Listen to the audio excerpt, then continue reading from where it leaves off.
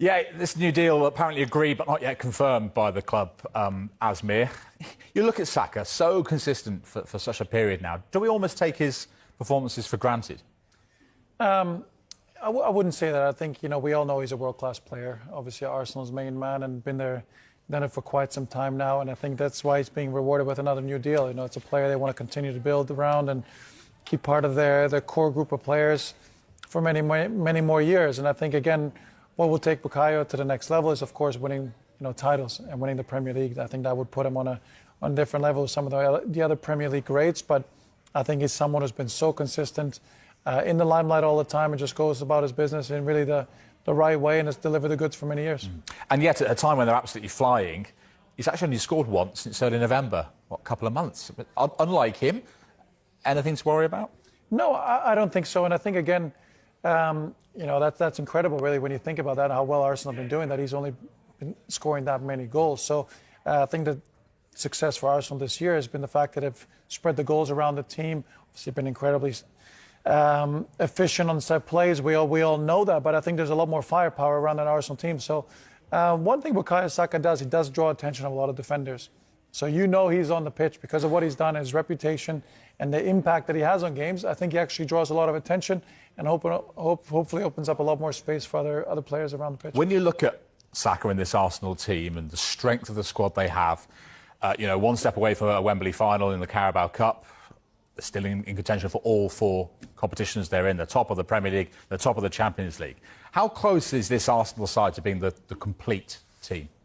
I think they're really there. I mean, when you look at that Arsenal team and their squad, you don't see any glaring weaknesses at all. I think they've addressed the depth this year, which we've spoken about the last couple of years. Maybe it was an issue for them.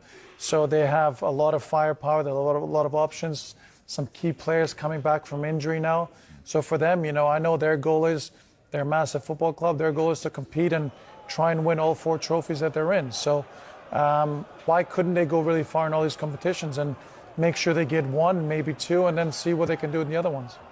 Because that's the thing, you just had to look at their bench last night and you see that the depth of the squad. They've certainly got the squad to cope with those demands, haven't they? Yeah, I really do think they have. And I think, again, it's competition for places, making sure they keep everyone on their toes, refresh the squad, give players a chance, make sure they keep everyone fresh going into a very important second half of the season. I mean, it's almost because Bukayo Saka has set himself such high standards, that's why people almost question the goal tally this season. But I think Asmir is right. There's so much firepower within that side. And also, set pieces have an impact on his goal-scoring record. So I wouldn't be that concerned about him not scoring that many goals this season just yet. What about Gyökeres, Yeah. Dave? Was last night a turning point, maybe? Possibly. I think from now to the end of the season, it's big game after big game. This is when it really matters. So if he's not scoring, then he might well find himself out of the team. Last night could be a key moment for him. I wonder whether... I'm not sure we can read too much into the celebration after the goal last night, but this is the first part of the goal. Watch his body language here as Saka turns away from the pass. He's not that happy about him not getting the ball into the box first, but eventually the ball does come in, and because of the Sanchez mistake, he rolls it in. Now, look, the adrenaline's pumping at this moment, but he does give Saka a little bump here, and he goes to... There's the bump, and then he goes to find Ben White. I don't think we can read too much into that, but the reaction to not getting the ball from Saka perked my interest a little bit, and I wanted to have a look at the pass completion rates to Victor Gyökeres in the final third, and Bukayo Saka is actually fairly low down on the list, and maybe it's a case of trying to develop that relationship with Saka as to when to get that ball into the box for him. Eze has the highest completion rate at 55%, then comes Odegaard. Calafiori's up there at 44%, 27 passes attempted to Gyökeres in the final third. And Bukayo Saka is there fifth on the list with just a completion rate of 39%. Putting that into context, by the way, last season he combined with Kai Havertz quite well, and his pass completion to Havertz was above 50%. So that's a significant leap, you would have to say, last year to this year. Maybe it's taking time for them to realise that combination as to what each other wants. I've got a couple of examples as to where things could well have been done differently by Bukayo Saka. This one was against Brighton. He gets the ball in space. Can he deliver that ball across the box first time? He takes another touch, then he takes another touch. Finally, the ball does come in, and then it's cleared away. Does Gyökeres want that ball quicker across the front? Again, against Fulham, can the ball go in now into the box? He takes an extra touch, an extra touch, an extra touch. The ball comes in. The chance is missed. And then the final example is one where he does get the ball in first time. This time it's Ødegaard on the right. Saka fires it in first time. Gyökeres doesn't finish it off, but Eze absolutely should do, and he fires it over. I just wonder from an Arsenal perspective, Asmir, what you think from Gyökeres as a striker. Is the balls he wants, the quick ones across the front that he can attack, is he that type of striker? Whereas Havertz last season was a kind of cross it into me, I'm more physically capable maybe than Gyökeres, I can get my head on it. Whereas Gyökeres wants the ball across quicker. Yeah, I mean, I think you see with the patterns, the way Arsenal play, I think there's definitely a level of growth still in that relationship, 100%. You know, Gyökeres only joined a few months ago. Saka was injured for a little bit, so they haven't played a huge amount of games together. So that's part of being on a team, getting to know each other, what's important, how do you like the service, where do you want the ball. So I think they're going to get to know each other even more, and I think that's the exciting part for Arsenal. These things have still, you know, there's still plenty of room for them to grow and get better all the time. It's a different type of striker, I think, as well, than Arsenal have had.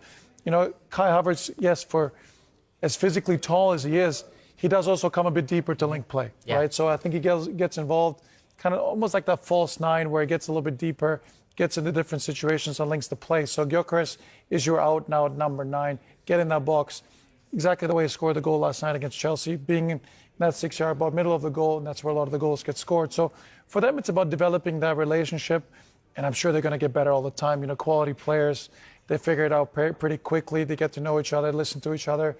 And, of course, the patterns that Arsenal and Mikel Arteta are going to work on is going to involve a lot of that. It was just that the goal last night, when the ball didn't come across first time from Saka and he kind of turned away, that showed that little bit of frustration at the situation. But maybe Arteta, you have to say, it could be instructional. He might not want that ball delivered straight away because there's maybe a better opportunity for that to be defended, whereas he might want a little bit more patient in the final third. So it could be instructional, but I just thought it was telling last night from an Arsenal perspective. Very interesting. And actually very interesting was that Eze was the player who had the greatest connection with him, and he's not really playing very much at the moment, is he? So in terms of Gyökeres, you know, in the media as fans we get obsessed with strikers and their numbers, how many goals have they got. As teammates, as long as you're winning games, do you care? No, I don't think you particularly care. I think it's important to win games. That's the most important thing. And I think Gyökeres as well, he's had a bit of a taste of English football before. He's come in now to Arsenal with a big price tag, big expectations, and he's in a team that's doing well. So I think that's really important.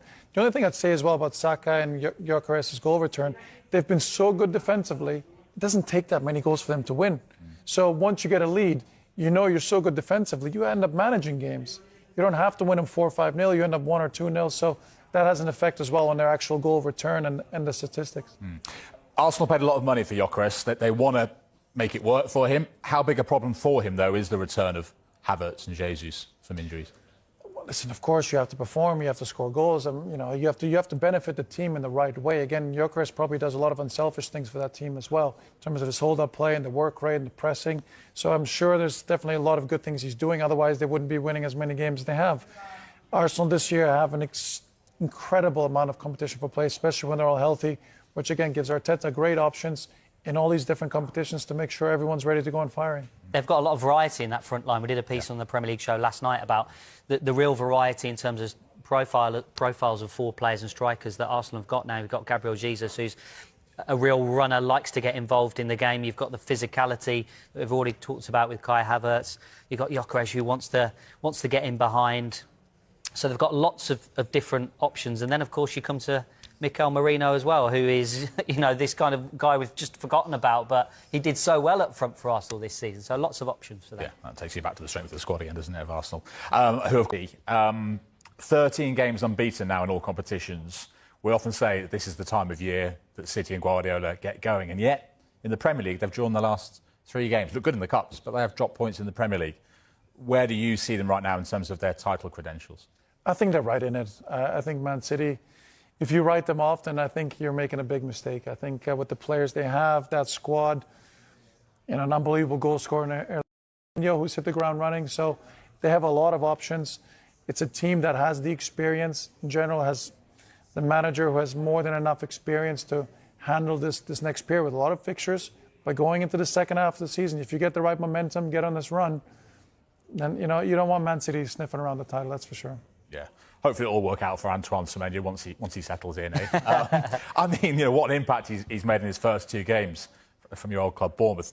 Is he a potential game changer this season for City? I think he is. He's a little bit of a player that maybe they haven't quite had. I mean, Doku on the other side is a little bit of a taste of what Semenyo does, but Semenyo is so athletic, so direct, so powerful. In transition, he's going to give him another aspect to the game. Phil Foden is such a cultured, classy player. Bernardo Silva, these guys, even Cherky to a certain extent. But Semenyo is up and down and direct. He's going to give him a different kind of flavor to that team, a different kind of outlet. And I think it's going to make him even stronger.